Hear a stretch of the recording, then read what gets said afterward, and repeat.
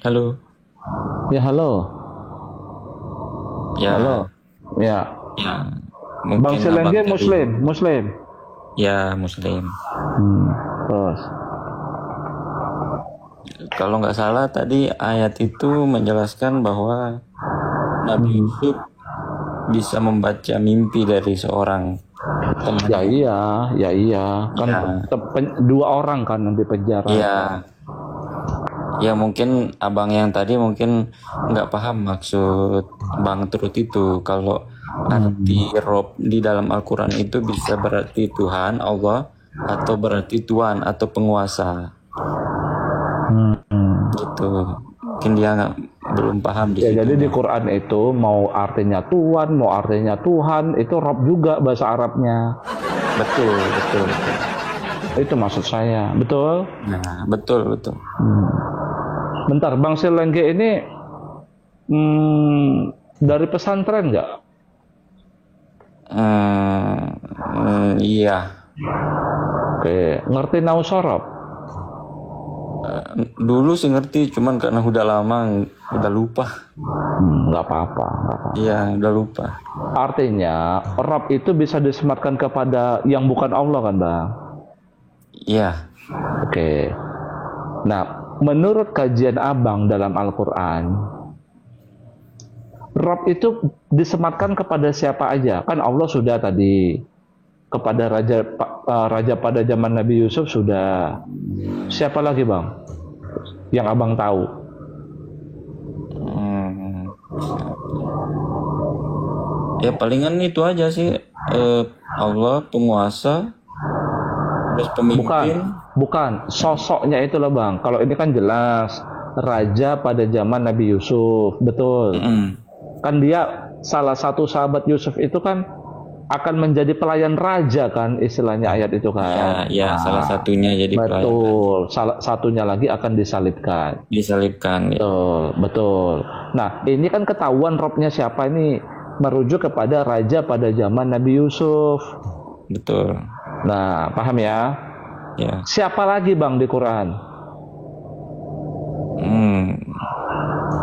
Saya saya nggak mungkin Pak pernah dengar beberapa tapi nggak tahu siapa-siapa lagi selain Nabi Muhammad, Bang? Nabi Muhammad. Nggak pernah dengar.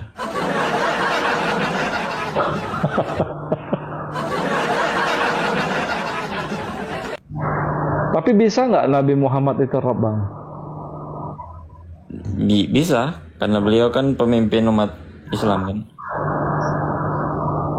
Berarti Abang Kalau sampai sekarang diartikan dipimpin sebagai Nabi Muhammad. kalau Rob diartikan sebagai penguasa atau pemimpin mungkin bisa, tapi bukan Rob sebagai yang Tuhan atau disembah. Hmm. Tapi nggak ada ayat Qur'annya rob itu merujuk kepada Nabi Muhammad kan? Hmm, Setahu saya nggak ada, cuman nggak tahu ya ada apa enggak. Nggak ada, Bang, memang. Nah itu dah. Oke. Oke, Bang, ini kan raja pada zaman Nabi Yusuf, betul. Ya. Kenapa raja itu dikatakan rob?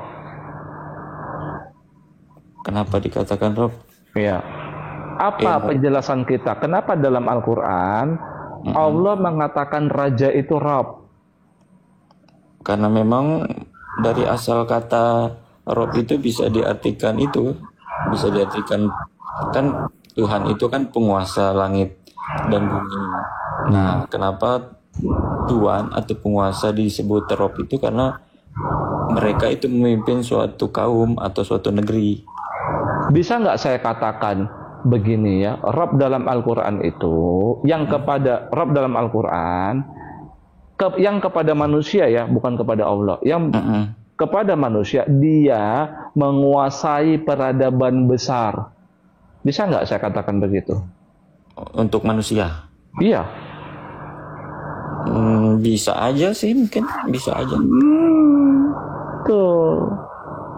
Maka sebenarnya raja itu wakil Allah di muka bumi kan harusnya kan? Betul, ulil amri lah. Nah, betul. Ya. Oh, pertanyaan saya, Bang, apakah Nabi Muhammad pernah menguasai peradaban besar? Peradaban besar Ya. Ya pada zamannya dulu, pada zaman jahiliyah itu. Saya tidak menemukan Bang di Quran. Yang saya temukan pada saat Nabi Muhammad ada, peradaban besar itu Rum. Romawi. Iya, sama musuhnya Rum. Persia. Ya. Iya. Makanya ada ayat di Quran saat Rum memenangkan perang dengan musuh bebuyutannya Persia. Apa yang dilakukan sama pengikut Muhammad pada waktu itu? Merayakannya, betul nggak di surat Ar-Rum? Mungkin pernah dengar mungkin, ya. Iya. Makanya Nabi Muhammad itu tak pernah menguasai peradaban besar. Ya. Iya. Betul Bang? Ya, ya, ya. Siapa lagi Bang di Quran? Apa lagi ya? Fir'aunnya Musa. Ya, Fir'aunnya Musa. Ada dikatakan di surat Al-Baqarah itu. Ujian yang berat, ujian yang besar azim dari Rabbmu Musa. Maksudnya si Fir'aun itu. Ya. Iya, jadi Rabb dalam Al-Quran itu dia disematkan kepada penguasa yang menguasai peradaban besar. Tapi pada saat yang raja yang dari Nabi Yusuf itu, apakah dia penguasa besar? Pasti Bang, waktu itu? pastilah. Udah pasti kita mengatakan ini peradaban besar. Pada zaman Nabi Yusuf itu sudah peradaban besar Bang. Itu petunjuknya. Ya. Ya mungkin yang dikatakan Rob dalam Al-Quran pada penguasa itu berarti memang dia pada zaman itu pernah menjadi penguasa betul besar, makanya betul Bang. Al-Quran. Benar. Makanya dia disebut Rob dalam Al-Quran. Makanya Abang nggak pernah kan menemukan Nabi Muhammad itu Rob kan di Quran kan, merujuk kepada Muhammad, betul kan? Ya. Nggak ada. Iya, mungkin dalam sejarahnya Nabi Muhammad cuma membangun kota kecil kan Bang, bukan peradaban besar kan. Madinah kan yang dibangun sama Nabi Muhammad kan. Ya. Peradaban besar saat itu siapa? Rum, Byzantine Empire. Ya. Kalaupun seandainya ada kata Rob di Muhammad, bisa jadi orang salah tafsir nanti. Bisa jadi nanti Muhammad itu Tuhan. Maksudnya ya, intinya Rob lah. Intinya Rob. Oke Bang. Terus Bang. Abang pernah tahu nggak? Ilmu apa? Oke. Bang. Abang percaya Nabi Isa masih hidup? Percaya. Oke.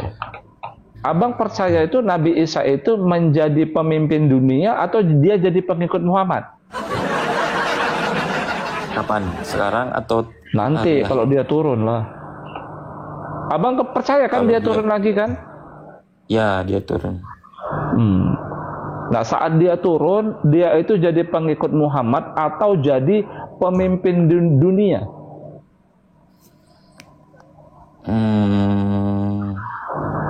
Setahu saya jadi penghakim, jadi hakim. Oke. Hakim itu apa? Hakim itu kan fahkum bainan nasi bil haqq, khalifah kan di Quran. Ya. Nah, fahkum bainan nasi bil haqq. Dia memberikan keputusan-keputusan, ya, memutuskan perkara. Betul nggak Bang? Betul kalau secara arti hakim. Tapi kalau menurut umat Islam, hakim itu kan raja kan Bang? Bukan di atas hakim ada rajanya kan? Bukan. Nah, sudah pasti hakim itu penguasa tertinggi kan? Yang megang otoritas hukum kan? Jadi jangan dibayangkan ada hakim, ada presidennya. Jangan dibayangkan kayak presidentil.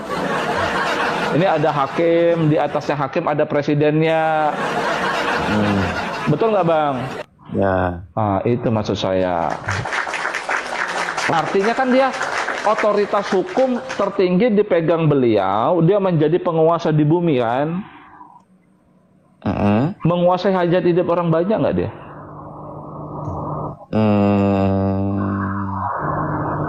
Kalau setahu saya beliau turun jadi hakim ke orang-orang yang ingkar terhadap ajarannya beliau dulu.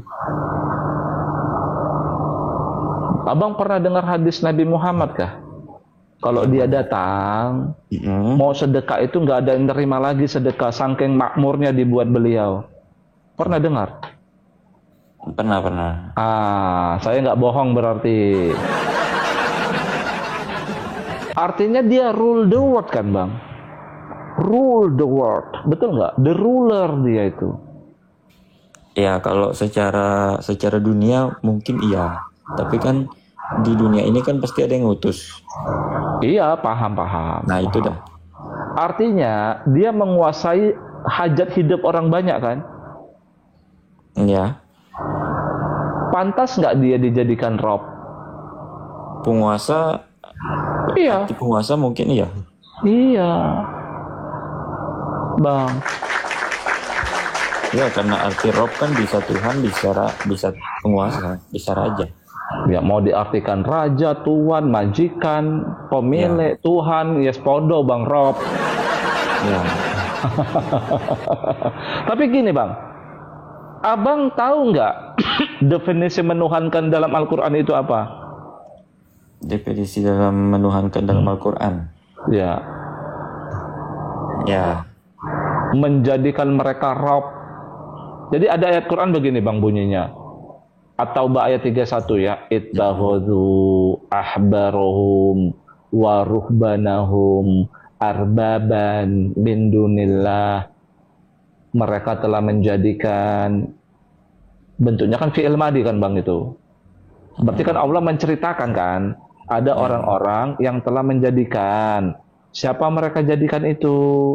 Ahbar mereka. Siapa ahbar? Pemuka Wahyudi. Waruhbanahum, dan pemuka Nasrani mereka. Sebagai apa? Arbaban.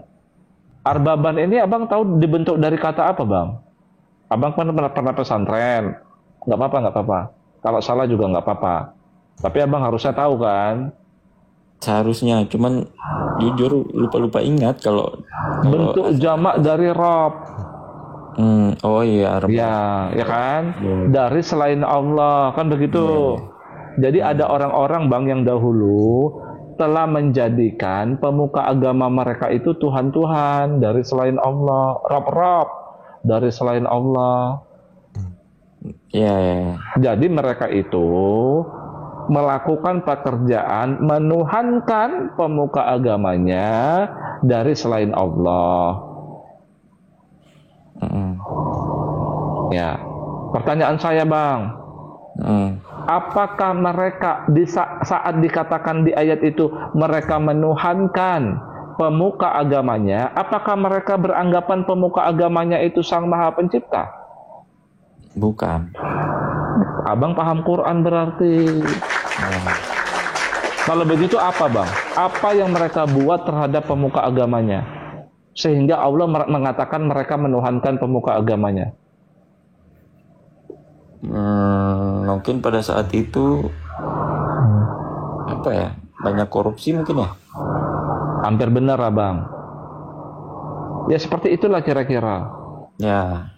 Jadi di ayat sebelumnya bang, itu pemuka agama mereka itu tidak mengharamkan apa yang Allah haramkan, alias menghalalkan apa yang Allah haramkan, dihalalkan sama mereka. Ya kan? Apa itu? Di ayat setelahnya, mereka memakan harta manusia dengan cara batil. Apa itu? Riba bang. Riba. Iya, abang ngerti abang. Berarti betul. Saya yakin abang pesantren, betul. Jadi gini bang, saat pemuka agamanya melakukan praktek riba yang menurut Taurat berarti nggak boleh bang, betul ya bang ya? Haram.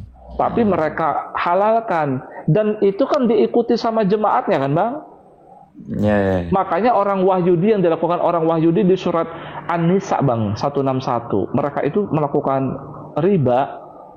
Orang-orang Wahyudi itu melakukan riba bang. Itu akibat mereka kepada mengikuti tunduk patuh mutlak kepada pemuka agamanya. Berarti menuhankan pemuka agamanya itu. Definisi menuhankan di ayat ini berarti apa? Kan bukan orang Wahyudi itu bukan mengakui bahwa pemuka agama mereka itu Sang Maha Pencipta kan, bukan kan? Ya. Betul. Tapi saat pemuka agamanya melakukan perbuatan yang haram, ya, riba, diikuti sama pemuka jemaat-jemaatnya, pengikut-pengikutnya. Berarti definisi menuhankan apa menurut ayat ini, Bang? Mengikuti penguasa. Nah, mengikuti penguasanya, tunduk patuh mutlak.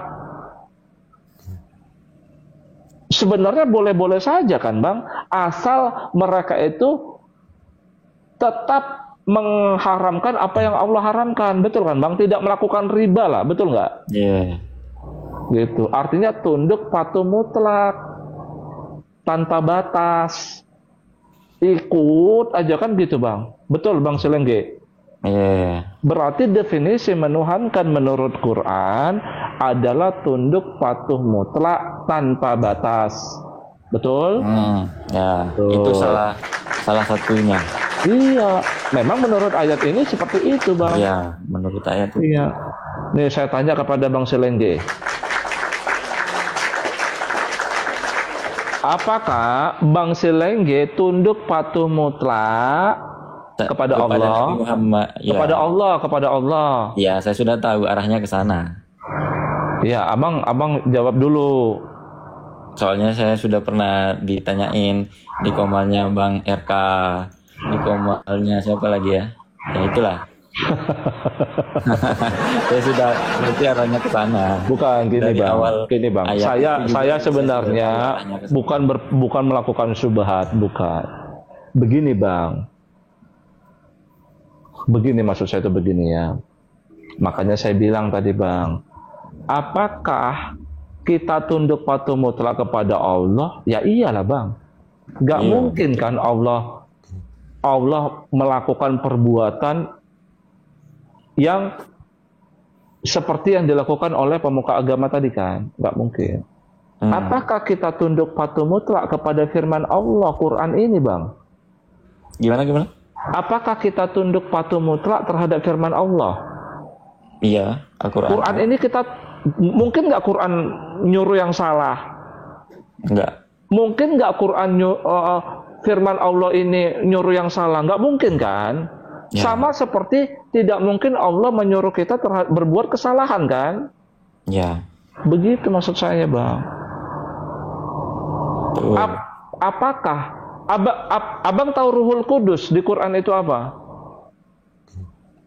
Sudah kita bahas waktu itu. Bang Silengge yang naik sama saya kemarin ya? Bukan kemarin, sudah berapa minggu sudah. Sudah. Berarti Abang udah paham. Ya, mohon maaf ya Bang. Tapi Abang mengerti maksud saya kan? Ya. Jadi gini Bang, yang lain ya, jadi maksudnya Abang udah pasti udah, tapi Abang pakai namanya beda. Ya, ganti nama. Ya, makanya saya bilang Bang, saya itu nggak melakukan syubhat Bang, tidak. Ya. Artinya kita berbagi ilmu kan. Betul. Artinya Bang, firman Allah itu kan bukan jadi Nabi Muhammad, itu yang harus kita tekankan. Jadi kita bedakan kenabian dan kerasulan. Kerasulan Muhammad ya di Quran ini. Kan begitu kan Bang? Yeah. Ya, Nabi Muhammad, makanya Allah menegur nggak pernah wahai Rasul Bang. Nggak mungkin Rasul itu salah. Nggak mungkin Nabi Muhammad yang mengucapkan risalahnya itu kesalahan karena itu firman Allah. Ya, beliau itu loh Bang. Keseringan pada saat beliau masih jadi Nabi. Enggak, maksudnya Nabi Muhammad ditegur pasti menggunakan kata Nabi gitu loh Bang. Ya ayuhan Nabi. Ya tidak pernah ya ayuhan Rasul tuh nggak pernah. Gitu. Maksud saya seperti itu. Betul. Ngerti ya Bang? Iya. Jadi apakah kamu harus menaati Quran firman Allah ini? Ya iya. Kemarin kan saya sudah cerita ke Abang. Kalau Al-Masih putra Maryam, konsep pewahyuannya memang berbeda, Bang.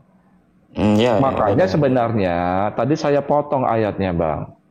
Mereka telah menjadikan pemuka Wahyudi mereka dan pemuka Nasrani mereka Rab-Rab dari selain Allah dan Rasulnya sebenarnya. Dan Al-Masih putra Maryam itu maksudnya Rasul mereka gitu loh. Rasul dari Nasrani dan Rasul dari Wahyudi. Itu maksudnya Bang. Cuma kita salah paham. Seperti itu maksud saya Bang.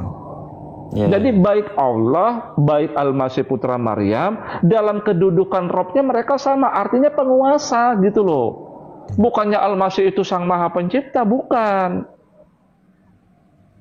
Jadi maksud saya itu begini, orang-orang Wahyudi dan orang-orang Nasrani harusnya tunduk patuh mutlak sama dua sosok, Allah dan Al-Masih putra Maryam, Bang. Paham maksud saya? Karena ibaratnya kita, kalau itu kepada kita, Bang, Allah dan firman Allah Quran ini gitu loh, Bang, maksudnya. Atau kerasulannya Muhammad. Gitu loh Bang, maksud saya itu seperti itu. Jadi ayat itu, mereka itu tak pantas menjadikan pemuka agama mereka itu sebagai Rab-Rab. Ya mau diartikan Tuhan-Tuhan kah, penguasa-penguasa kah, majikan-majikan kah, pemelihara-pemelihara kah. Kita nggak fokus ke situ Bang. Artinya yang mengendalikan mereka itu bukan pemuka agama, tapi Allah dan Al-Masih putra Maryam. Gitu Bang, ceritanya. Allah dan Rasulnya. Itu sebenarnya, teman-teman. Karena firman Allah itu jadi Al-Masih putra Maryam. Ibaratnya di kita firman Allah jadi Quran. Gitu loh Bang. Paham ya Bang? Ya, makasih ya. Abang ternyata dulu udah naik. Paham ya Abang ya? Bang, saya ada nggak syubhat selama ini Bang? Saya salah nggak menurut Abang? Abang jujur deh coba. Kita nggak usah debat lagi lah. Kita nggak usah debat ya Bang, nggak usah ya. Selama ini saya ada yang salah nggak dari saya Bang? Mungkin yang namanya kita manusia pasti ada salahnya. Nggak, maksudnya Abang selama ini gini, maksud saya Abang merasa sebelumnya saya ini seperti apa Bang? Pasti negatif ya Bang ya? Negatif ya pasti ya? Gimana ya? Coba. Bingung juga mau bilang Abang si Oten paham Al-Quran, bilang Islam juga begini. Jadi saya terserah orang-orang lain juga. Kalau menanggapi Abang secara positifnya ada. Kalau nanggapin secara negatif pasti ada juga. Tapi ujung-ujungnya kan Abang paham jadinya kan, jadi ngerti kan. Saya pribadi jujur, makanya kenapa saya pengen naik lagi, saya mau ngambil positifnya aja. Apapun itu positifnya biar saya nyerap sendiri. Kalau negatifnya juga saya sudah tahu tanpa diomongin lah. Abang legend. Tapi Abang udah paham lah kan, memang kalau kita lihat di apa ini, memang itu Bang diartikan Rob itu, ini saya buka ya, ada majikan, Tuhan, tuan, banyak Bang. Tapi kalau mau kita artikan benar-benar secara umum tuh penguasa itu Bang, setuju gak? Setuju kan? Nah, saya kebetulan saya juga dari keturunan Arab. Rata-rata orang tua saya semua kebanyakan ngertiin Rob itu hanya Allah sebenarnya. Tapi kalau kita lihat dari kaidah bahasa Arab, memang kebanyakan artinya Allah sama Tuhan sama tuan-tuan atau penguasa. diterjemahkannya kan. Iya, diterjemahkannya. Diterjemahkannya. Tapi betul. Ada Tuhan, ada Tuan. Ya. Kalau di surat Yusuf tadi kan Tuan. Kalau ya Tuhan. Ya tergantung konteks ayat kan. Saya itu kalau orang-orang tua saya itu ya tahunya Rob itu ya Tuhan, Allah. Makanya kalau sering ya Allah ya Rob gitu kan. Memang Bang. Makanya salah bilang Nabi Muhammad. Saya juga setuju sama Abang. Alasan saya tadi itu Bang yang saya bilang. Karena memang sejarahnya Nabi Muhammad itu nggak pernah menguasai peradaban besar. Makanya saya nggak setuju sama si Edis. Coba kan Edis pinter Bang. Makanya dia tuh buat tema Bang, stop menuhankan Muhammad. Dia tuh menjebak sebenarnya. Cuma kita karena kejang-kejang duluan, kita nggak paham maksud dia itu apa. Gitu loh. Makanya dia kan pernah kan? Pernah buat judul begini. Muhammad adalah Yesus adalah Robku, Muhammad adalah Robmu. Mari kita saling mengerti. Terjebaklah orang api mengatakan Nabi Muhammad itu Rob. Di sisi lain dia bilang stop menuhankan Muhammad. Betul nggak Bang? Cuma ya itu. Jadi saya ini mengajari ibaratnya ya secara nggak langsung ya itu Bang. Ya. Oke Bang Silengke, makasih ya. Siap, makasih Bang. Saya turunkan ya. Oke, terima kasih. Ya.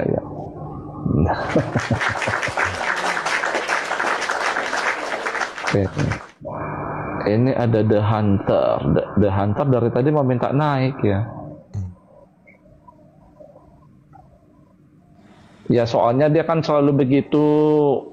Ya kan selalu kalian bilang manusia dituhankan. Ya dia buat narasi membalikkan itu kepada kalian. Terjebak kalian teman-teman. Ya kan? Ibaratnya kan kita sebagai orang Islam ini pengikut Muhammad patut tunduk mutlak kepada firman Allah Quran ini. Ya. Nah, kalimatullah itu jadi al-masih. Yang ibaratnya di kita jadi Quran, di mereka jadi manusia. Jadi yang dituhankan itu bukan tangan al-masih, bukan kepala al-masih. Enggak begitu. Tapi perkataan al-masih itu yang mengandung pengajaran. Ya, The Hunter.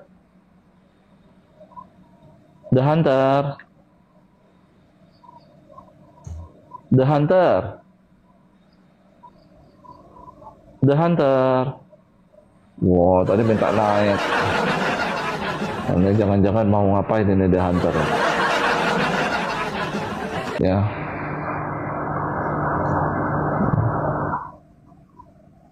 Silakan yang lain, silakan. Waduh, udah pada takut kayaknya, Oke lah kalau gitu saya ini ya teman-teman ya mau off dulu. Saya mau ke komalnya Bang Hampir Murtad ya. Ternyata Quran banyak versi teman-teman ya. Tapi saya beruntung lah begitu teman. Jadi gini teman-teman, kalau ada seperti itu harusnya dijadikan. Kalau ada narasi yang berbeda dari ulama, jangan langsung seperti ingin depend dulu, jangan. Ya kan? Dengarkan dulu, telaah dulu, bandingkan. Ya, jernihkan pikiran dan hati. Ya, nanti kita pasti mengerti kok. Mana yang benar, mana yang salah. Akibat bimbingan dari Roh Kudus. Ya, Roh Kudus itu ada dalam Quran, teman-teman. Ya. Ada. Oke, terima kasih ya teman-teman ya. Saya mau ke komalnya Bang Hampir Murtad nih. Terima kasih ya. Saudara, dalam praktik Islam sering terdengar seruan kepada Muhammad. Kalau benar-benar murni tauhid, mengapa berdoa dan meminta tolong kepada Nabi yang sudah wafat? Bukankah dalam Islam hanya Allah yang boleh dimintai pertolongan? Inilah titik kritis yang bisa kita soroti sebagai orang Kristen. Pertama, tauhid Islam menolak perantara ilahi. Tetapi dalam praktiknya, umat muslim banyak yang menjadikan Muhammad sebagai perantara doa, pengantara syafaat, bahkan hampir seperti penentu keselamatan. Kedua, Yesus dalam kekristenan adalah Tuhan karena kodratnya, bukan karena orang Kristen mengangkat dia menjadi Tuhan. Itu sebabnya orang Kristen berdoa dan menyembahnya. Tapi dalam Islam, Muhammad hanya manusia, namun dalam banyak doa dan budaya, dia diperlakukan melebihi manusia. Ketiga, ini menunjukkan adanya kerinduan spiritual untuk menjembatani manusia dengan Tuhan, dan itu hanya bisa dipenuhi secara sempurna dalam pribadi Yesus Kristus, Sang Imam Besar, Tuhan dan Juru Selamat. Ketika umat Muslim berseru, "Ya Rab Muhammad," sebagian mungkin berpikir mereka memuliakan Allah. Tapi secara praktik, mereka sering justru meninggikan Muhammad secara tidak proporsional, hampir menyerupai pengkultusan. Dan itu menjadi bukti bahwa tanpa pengenalan akan Kristus, manusia akan terus mencari sosok ilahi dalam tokoh manusia.